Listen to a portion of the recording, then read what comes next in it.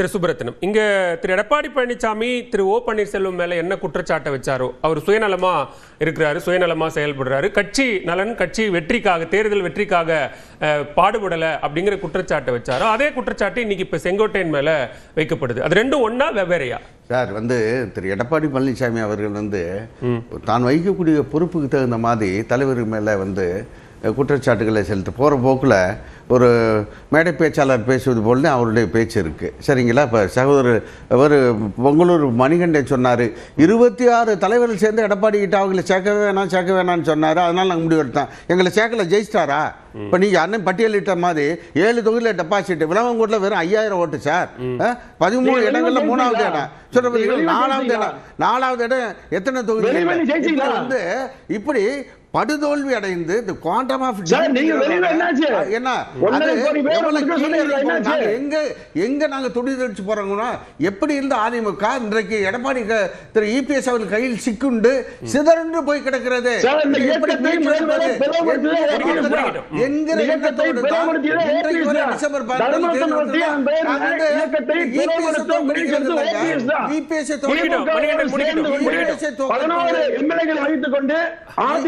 வாக்களித்து ஆட்சி கவிழ்க்க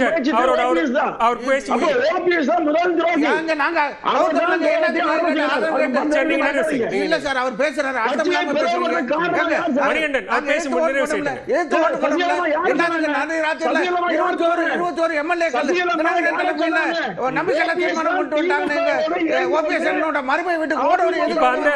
அந்த கேள்விகள் எடப்பாடி பழனிசாமி நோக்கி வரும். அவர் என்ன பண்ணாருங்கிறத திரு தினகரன் சொல்றாரு. சரி, பேசுவோம். அவர் நிறைய செய்யட்டும். அவருக்கான நேரம் அவர் பேசட்டும். நான் வரேன். அவர் பேசட்டும். நான் என்ன பேசுறேங்கிறது, எழுத்து ஓட்டு போட்டாங்களா, அவங்களே கட்சியை விட்டு நீக்கல எடப்பாடி. நான் கேட்கிறேன், அதை விட அவர் சொல்றாரு விவரம் தெரியாம 21 எம்எல்ஏக்கள் தினகரன் தலைமையில ஒரு ஆட்சியை கவிழ்க்கிற நம்பிக்கையில்லா தீர்மானம் கொடுத்தப்ப நாங்க பாட்டுல தர்மத்தை கோலாகலமா நடத்திட்டு இருந்தாங்க. அங்க கொடிசியாவில் கூட்டின கூட்டம் சரிங்களா? தங்கமணி வேலுமணி எதுக்கு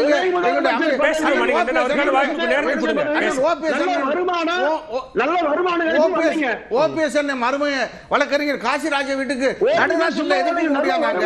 உங்களை விட்டா வேற வழி இல்ல, வக்கில்ல, ஆட்சியை காப்பாத்துக்கள் எதுக்கு வந்தாங்க? என்ன வரலாறு மறைச்சிட்டு பேசாதீங்க. எனவே அதிமுக எடப்பாடியை தோற்கடிப்பது என்பது வேறு. எடப்பாடி இன்றைக்கு அவரை தோற்கடிப்பது கட்சியை தோற்கடிப்பது ஆகிவிடும். எனவே அந்த முடிவை, கடினமான முடிவை எடுத்து விட வேண்டாம். டிசம்பர் 15 தேதி கொடுப்போம். தனிநபர் எடப்பாடி தோற்கடிப்பது என்பது ஒட்டுமொத்த கட்சியை தோற்கடிப்பது.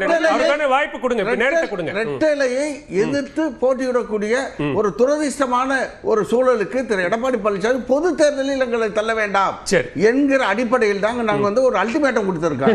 சரிங்களா? அந்த 15 நாள்ல என்ன நடக்கும்னு எதிர்பார்க்கறீங்க? 15 நாள்ல பலரும் பேசிட்டு இருக்காங்க. இவர் சொல்ற 26 பேர் வேணாம்னு சொல்ற 26 பேர் தவிர்த்து இந்த கட்சி நல்லா இருக்குன்னு நினைக்கக்கூடிய பலரும் பேசிட்டு இருக்காங்க. நல்லது இருந்தா நல்லது, இல்லையாட்டி எங்கள் வழி தனி வழி என்று நாங்கள் பாதை வைத்து நான் ஏற்கனவே அங்கே கூட்டத்தில் போட்டேன். வெல்லக்கூடிய அணி எந்த அணியோ அந்த அணியில் எடப்பாடியை தோற்கடிப்பது மட்டும் குறிக்கோள் இல்ல, நாம் வெல்ல வேண்டும். வெல்லக்கூடிய அணி எந்த அணி என்று பார்த்து அது திராவிட முன்னேற்ற கழகம் நம்மளுக்கு வேண்டாத கட்சி.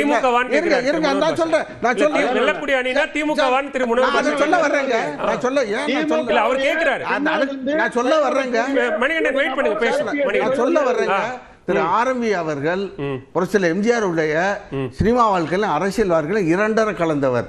அவர் எம்ஜிஆர் கழகம் என்று ஒன்று ஆரம்பித்து அம்மா புறக்கணித்த கடைசி காலம் வரை திமுகவுக்கு ஒரு கூட்டணி கட்சியாக இருந்து கலைஞர் பேசிய கூட்டத்திலேயே தலைவர் எம்ஜிஆர் படம் மாட்டப்பட்டது. எம்ஜிஆர் அதிமுக ஆரம்பித்த அந்த திருநாவுக்கரசு அவர்கள் திமுக அண்ணாரிவாளையம் போய் முடிச்சாங்க. போய் கூட்டணி பேசி 6 தொகுதி வாங்கி 4 ஜெயிச்சாரு. காலமும் சூழல் தான் முடிவு பண்ணும். திமுக ஒன்றும் எங்களுக்கு வேண்டத்தகாத சக்தி அல்ல. பணம் போட்டோம் என்ற அறிவாலய கதவு நாங்கள் தட்டுவோம், தோற்கடிப்போம், நாங்கள் வெல்லுவோம்.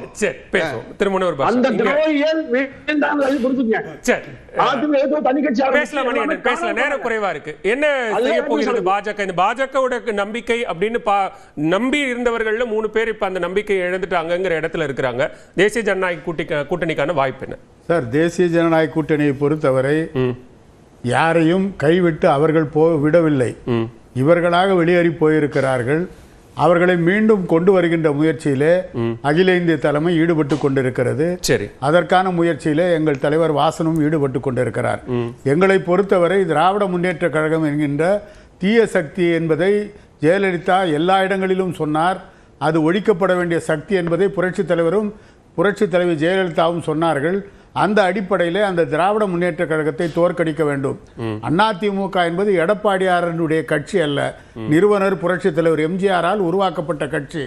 அந்த கட்சி தோல்வி அடைந்து விடக்கூடாது என்பதுதான் எங்களுடைய நோக்கமாக இருக்கிறது.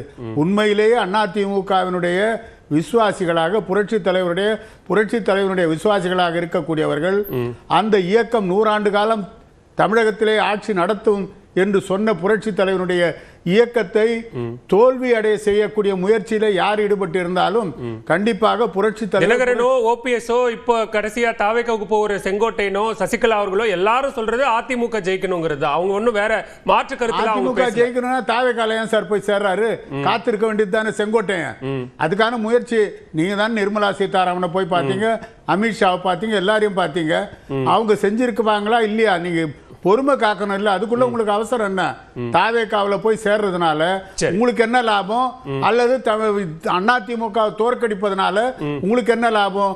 அது உங்களை அரசியல்ல கொண்டு வந்த புரட்சி தலைவருக்கும் உங்களை பாதுகாத்து வளர்த்த ஜெயலலிதாவுக்கும் செய்கின்ற துரோகமாகத்தான அது இருக்க முடியும். யாருக்கு லாபம் யாருக்கு நட்டோங்கிற அந்த லாப நட்ட கணக்கிலே இது முடிஞ்சு போயிருமா அல்லது இது ஏதாவது தாக்கத்தை ஏற்படுத்துமா? சார் சொன்னதுல ரொம்ப செஞ்சுட்டாங்கிறத பிரச்சனையே. அவர் நல்லா வச்சு செஞ்சுட்டாங்க, அதனாலதான் அவர் இன்னைக்கு தாவேக்கு போறார், பாஜக போகாம. பிரியன் சார் சொல்லும் பொழுது அவர் என்ன சொல்ல, சம்திங் இஸ் பெட்டர் தன் நத்திங்கிறார். நான் என்ன சொல்ல, nothing is better than nonsense சொல்லக்கூடாது, ஆச்சரிய குறின்னு அந்த இடத்துல போட்டுக்கலாம். அதுதான் சிக்கல். நீங்க செங்கோட்டையன் அவர்கள் நிச்சயமாக பலம் தான் அங்க போனார்னா, ஆனால் அவர் பயன்படுத்தப்பட மாட்டார். விஜய் இன்னைக்கு வாக்குறுதி கொடுத்துருவார், விஜய் நாளைக்கு வீட்டுக்குள்ள போய் முடங்கிடுவார்.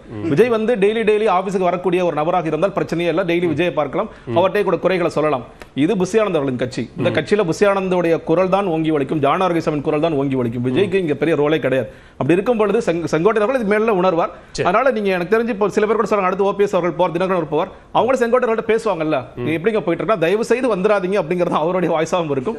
ஒரு மாசத்துல அதெல்லாம் உணரக்கூடிய இருக்கும். இன்னொன்னு கடுகளவு கூட அந்த விஜய் கிட்ட போறக்கூடிய எண்ணமே கிடையாது. கடுகளவு சில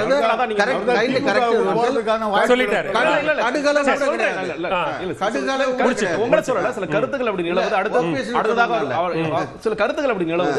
நிச்சயமாக அவர்கள் போகக்கூடிய வாய்ப்பு எல்லாம் இல்ல. இன்னொன்னு நீங்க இந்த கட்சியில் நீங்க அவர்களுடைய அனுபவத்தை சரியாக நிச்சயமாக பயன்படுத்திக் கொள்ள மாட்டார்கள். ஆனால் செங்கோட்டையன் ஒரு பலமாக இருந்தால் கூட தாவேக்கு அதை சரியாக பயன்படுத்தாது அப்படிங்கறது இன்றைய தலைப்பை ஒட்டிய போல் முடிவுகளை பார்க்கலாம். அதிமுக முன்னாள் அமைச்சர் செங்கோட்டையன் தாவேக்கவில் இணைவது தாவேக்கவுக்கு ஆதாயமா அல்லது அதிமுகவுக்கு சேதாரமா என்கிற கேள்வி முன்வைக்கப்பட்டிருந்தது. அதுக்கான போல் முடிவுகளை பார்க்கலாம்.